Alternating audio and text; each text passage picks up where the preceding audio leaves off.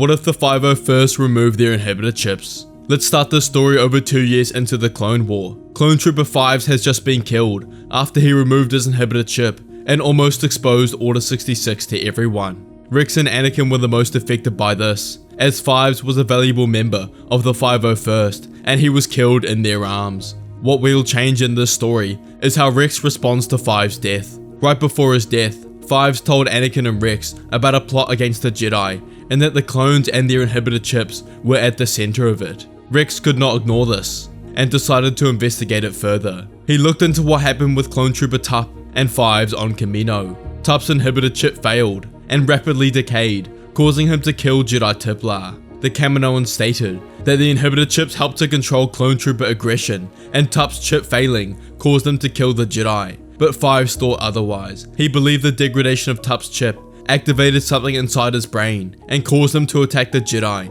and that the Kaminoans were covering it up. This made more sense to Rex, and there was only one way to find out. He travels to the Clone Trooper medical facility and sneaks into the empty lab and sets up the machinery to remove his own chip. The procedure went smoothly, and Rex stood up with the wound on his head. He looked at his hands and tried to think whether his personality had changed at all, but he doubted he'd be able to tell if it had. He decides to act like everything is normal from here on out, blames the bandage on his head on a minor fall, and returns to battle. He fights alongside Anakin and the 501st for 2 weeks, anxious about what he'd do in battle and whether he'd made any poor decisions because of no inhibitor chip. But he was wrong. Everything was normal and he did nothing. He takes Anakin aside privately and asks his general whether he thought he'd changed at all, whether it was in his battle tactics, aggression, or general way of carrying out missions. Anakin told him he didn't think he'd changed at all and asked Rex if something had happened. This was astounding to Rex, so Fives was right all along. The inhibitor chips don't control aggression, but something deeper. Maybe a plot against the Jedi, just like Fives envisioned. Because the inhibitor chips didn't change how Rex behaved, this showed him that it didn't control anything to do with how he acts, and thus proves that the Kaminoans are lying and hiding something. He thanks his general and sets his plan in motion. He won't let the 501st be a part of this plot and will foil it before it starts. He finds a good time in between missions, and with the help of some allies on Coruscant that he's made over the years, he hires a factory, set up with medical equipment, and gathers the 501st there. He does this under the illusion that the 501st are celebrating their recent victories to prevent them from gathering suspicion. He explains everything to them about Tup, Fives, and how the inhibitor chips can be used to control the clones, and is likely involved in a plot against the Jedi. But they can't let themselves be a part of it, and must remove all of their inhibitor chips before it's too late. There was some pushback by members of their squad, especially from Dogma and Boomer, but after an intricate discussion, with Jesse and Oppo telling everyone that they can trust Rex, everyone was convinced. One by one they removed their inhibitor chips, and the 501st are no longer under the mercy of the Chancellor. They all hide their wounds with bandanas, and say this signalizes their recent victory in battle, just until the scar heals. For the next couple of months, the events of the Clone War carry on normally. Rex tried bringing up Fives with Anakin many times, wanting to dive deeper into what he was saying and explore a potential plot against the Jedi, but Anakin told Rex it was best to move on and that there was no way any of what Fives was saying could be true. Because of this, Rex decided to not tell Anakin about the 501st removing their chips, but might tell him when the time is right. Anakin and Obi-Wan continue fighting in the war until they're reunited with Ahsoka, and the 501st is split, and Rex and half of them go to Mandalore with Ahsoka. A couple of days pass until the execution of Order 66, and Palpatine successfully manipulates Anakin Skywalker into joining him. Ahsoka felt Anakin fall into the dark side through the Force, and rushes over to Rex at the comm station, who's just received the order from Sidious. However, the difference in this story is that neither Rex or the 501st will carry out Order 66. Ahsoka asks Rex what's wrong, who turns to her and tells Ahsoka that he thinks it's happening. The Chancellor asked him to execute Order 66, an order he's never heard of. Ahsoka tells Rex she senses something is wrong with the Jedi. The light side is dying around the galaxy, and she doesn't know why. But she knows that Anakin is somehow involved, and needs to get to him as soon as possible. They continue their journey towards Coruscant, whilst Ahsoka tries to contact any Jedi she can get her hands on.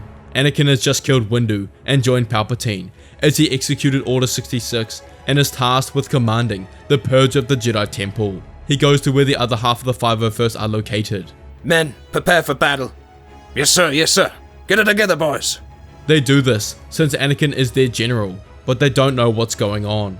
Commander Apo asks Anakin, What's going on, sir? Where's the enemy? You'll see, Commander. Although Apo keeps on marching until they reach the steps of the Jedi Temple. He follows Anakin up the gate and watches as he ignites his lightsaber to cut down the gatekeeper, Master Jirok. Apo takes a step back. General Skywalker? Anakin turns to face him. Follow me inside. The Chancellor has ordered you to execute Order 66, and you will obey his orders. Order 66? Explain, General. Why are we hunting the Jedi? But Anakin had already walked off and entered the temple. At this time, the Coruscant Guard joins them, led by Commander Fox, and together alongside Anakin, they start attacking the Jedi in the foyer. The 501st stand in shock and ask their brothers in the Coruscant Guard what they are doing, who simply look at them and say, We're following orders from the Supreme Chancellor. Commander Apo turns to his forces. This is what Rex was talking about. This is why we removed our inhibitor chips. The clones are being used to hunt the Jedi against their will. We can't let the Jedi die like this, men. Regroup and protect the Jedi.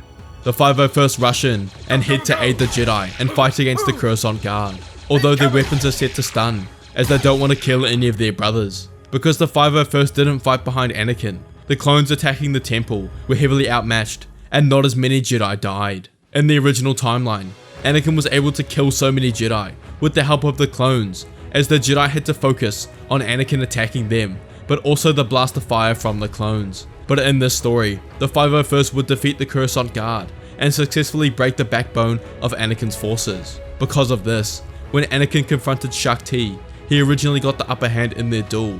But in this story, she was assisted by Kelleran Beck, Sindralig, and a few more knights. He was completely overwhelmed, handcuffed, and placed under arrest. 80% of the Jedi Temple survived. Meanwhile, Ahsoka contacts Yoda to ask him what's happened, who tells Ahsoka that his clone troopers attacked him and that this has happened all over the galaxy. Ahsoka looks at Rex, then tells Yoda that her clones didn't attack her, and Rex says this is because he commanded the entirety of the 501st to remove their inhibitor chips because he suspected the clones were being used in a plot against the Jedi. Ahsoka turns back to Yoda and tells him everything Maul told him, that Anakin is the key to the Sith's plans.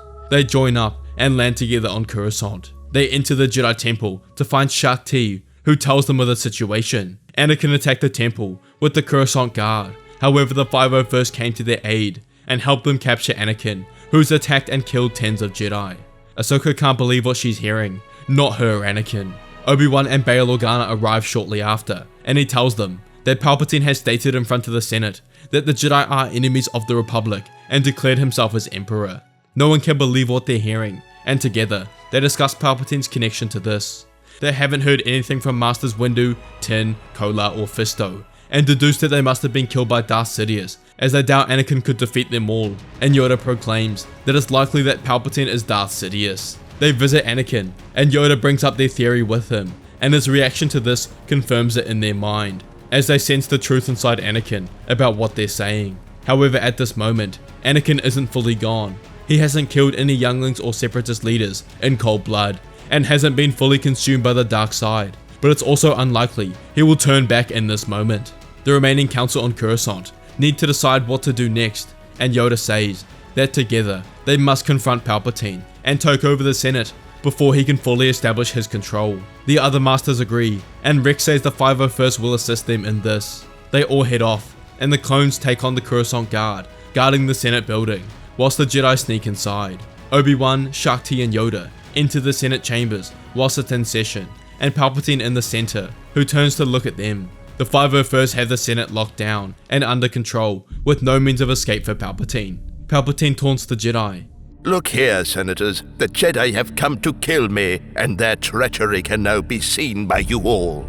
Come to end your reign. We have Sidious. Deceived us all, Palpatine. Let him become the Emperor, we cannot. You think I'm the enemy? Watch the security recording of the Jedi on your council attacking me. What do you have to say about that now? And everyone turns to the recording above Palpatine, clearly showing Windu and the three other masters igniting their blades on him. The senators stand to back up Palpatine and yell towards the Jedi, calling them traitors and other labels. Yoda knows that Palpatine has got the better of them here. In the eyes of the Republic Senate, the Jedi are the enemies and traitors, but that doesn't change the fact that the three of them outnumber Palpatine, and Yoda is willing to destroy the image of the Jedi if it means the Sith will be defeated and the Republic will stand. Yoda orders the 501st to arrest the Chancellor, and they sweep in from all sides. Remember, Senators, it was the Jedi who attacked me. The Jedi who attempted to take over the Republic. Palpatine pulls out a green blade of Kit Fisto instead of his red to better his image in front of the Senate. He cuts down the clones that come at him, and the Jedi advance whilst the Senate evacuates. Obi-Wan, Shaak Ti, and Yoda pounce on the Sith, who pulls out a second blade, and the Duel of Fates begins. Obi-Wan maintained his defensive posture, while Shaak Ti and Yoda focused on attacking, attempting to crack the defenses of the Sith Lord, but Palpatine was good, and he had practiced against multiple attackers many times. The air cracked with tension as Palpatine advanced towards the Jedi with a flurry of strikes. As the battle raged on, the Jedi attacked in unison, whilst Palpatine utilized all aspects of the dark side to help him in this battle. Obi-Wan pressed forward with strategic precision. Shaak Ti's nimble strikes tested Palpatine's defenses, and Yoda darted in and out, a blur of green striking at Palpatine's vulnerabilities. But despite their coordinated efforts, Palpatine fought back with unhinged fury. Lightning erupted from his fingertips as the Jedi deflected and dodged. Yoda skillfully captured the blow and redirected it back towards the Sith Lord, who was forced to drop his lightsabers to block as Obi-Wan and Shaak Ti darted towards him in unison to swipe their lightsabers through Palpatine's body and ended the Sith Lord. In the aftermath of Palpatine's death, Vice-Chancellor Amida and the Security Council led by Bail Organa take control in the transitory period to return the galaxy to democracy now that the leader of the Empire was defeated. The first course of action was to vote on a new Chancellor to lead the Senate. The winner would be Senator Mon Mothma, and she quickly took action. The majority of the Senate didn't agree with the Jedi's actions regarding Palpatine, even after all the evidence was presented about him being a Sith Lord and ordering the purge of the Jedi. But there was simply not enough evidence that he was working with the Separatists and actually a traitor, since being a Sith wasn't technically illegal. Because of this, the Senate was forced to host a referendum whether the Jedi would be allowed to remain on Coruscant, and under the leadership of the Senate. The referendum was voted for, and the Jedi lose a 65-35 split, and are forced to relocate the remainder of their forces off Coruscant. Yoda and the other Masters expected this, and take the Jedi Order back to Tython, one of the original planets of the Jedi Order. It takes weeks, but finally the remains of the Jedi forces are all settled in, and have reoccupied the old Jedi temples still preserved on the planet. Yoda meditates one day in the chamber, trying to decide where to move on from here, when he's visited by the Force ghost of Qui-Gon Jinn. They have a long conversation together, and the ghost tells Yoda that their exile to Tython gives them a new opportunity to save the Order, to break away from the Senate, to begin serving the people of the Republic directly, and become the guardians of peace that they've always meant to be. The Jedi brought Anakin with them to Tython, and kept him in prison there. He went crazy in the days leading up to Padme's birth, and did everything he could to try and escape. No amount of talking from Obi-Wan or Ahsoka could calm him down. But when Padme gave birth to the twins successfully, she travelled to Tython, and brings them in front of Anakin, who cries at the sight of them. In this moment, he realizes his own wrongdoings, and how he was manipulated by the Sith for his power. Shame and embarrassment take over him, but he can't help but smile at his newborn children in front of him. He apologizes to Yoda and the Jedi for what he's done, and is willing to do anything to repent. But the council decides to let Anakin go off with Padme and their children to live their own lives. He gives up his lightsaber and leaves behind his life as a Jedi and in the Force, as they move to Naboo to start their family. Meanwhile, the Jedi Order, barely 200 members strong, will embark on their journey of rebuilding the Jedi Order and galaxy to bring back prosperity. If you enjoyed this video, you have to watch What If 5's exposed Order 66, or What If Anakin Skywalker never turned to the dark side animation. Continue to like and subscribe, and I love responding to all your comments. Please check out our membership program to support the channel, it is greatly appreciated, and may the Force be with you.